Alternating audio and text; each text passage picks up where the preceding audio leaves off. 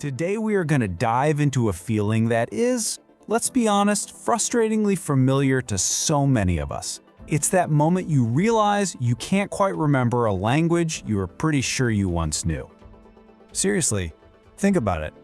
All those hours you spent conjugating verbs, memorizing vocabulary, you could order a coffee, you could ask for directions, you could probably even have a simple little chat, and now it's kind of gone, right? It's just this vague, fuzzy memory.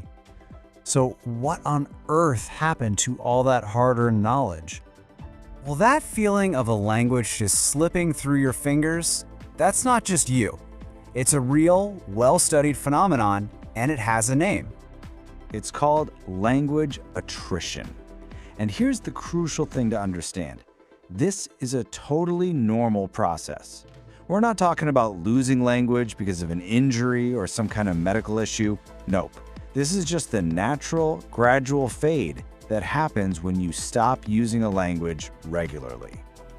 Now, it's really important to be clear here, because these terms sound similar. Language attrition, what we're talking about today, is all about the individual. It's your personal French fading away.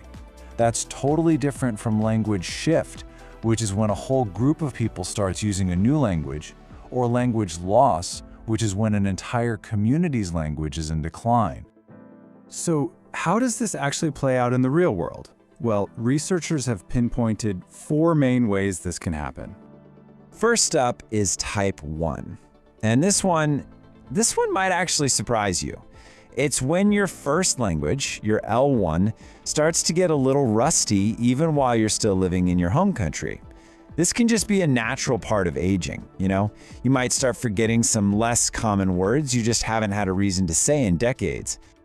Type 2 is the classic example that probably comes to mind for a lot of us.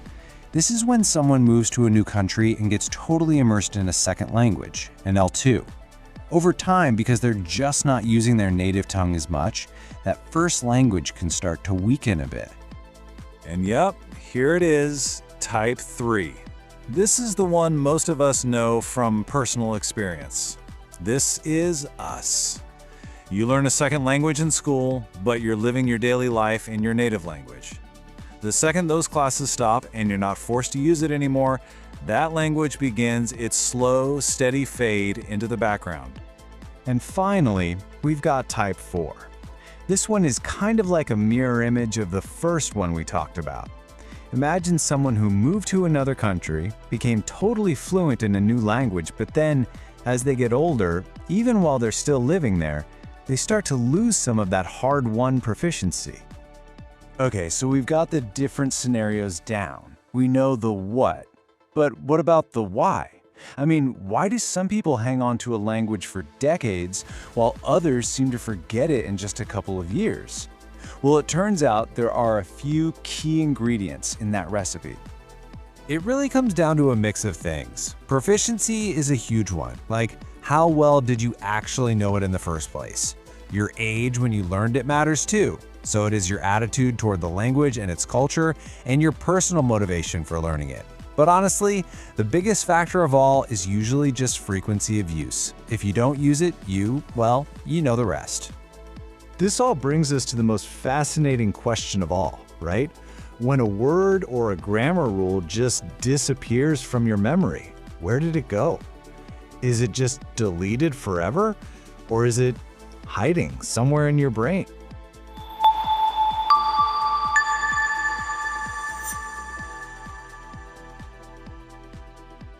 To answer that, scientists have 3 main theories that try to explain what's happening inside our heads during language attrition.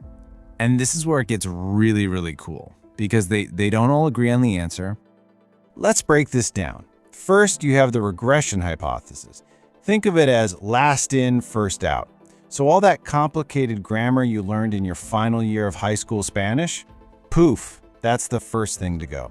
But the simple greetings from day one, they tend to stick around a lot longer. Then there's the threshold hypothesis. This one suggests that if you get good enough, if you pass a certain skill threshold, your language abilities become way more stable and much harder to forget. But the third one, retrieval failure, This one is the most hopeful. It argues that nothing is ever truly lost. The info is still in your brain, you've just lost the pathway to get to it. It's like a file in your computer where the desktop shortcut is broken. The file's still there, you just can't open it easily. Just think about that for a second. This retrieval failure idea completely reframes the whole experience. It's not that you've lost the knowledge, it's a temporary failure of access. Your language isn't deleted, it's just archived. It's dormant. So, here's the big takeaway. That high school French you thought was gone forever, it might just be sleeping. This theory suggests that with the right trigger, maybe a trip, a new friend, even just a little bit of review, those forgotten pathways can be reconnected and switched back on. It wasn't a waste of time after all. So the real question becomes, what would it take to reawaken yours?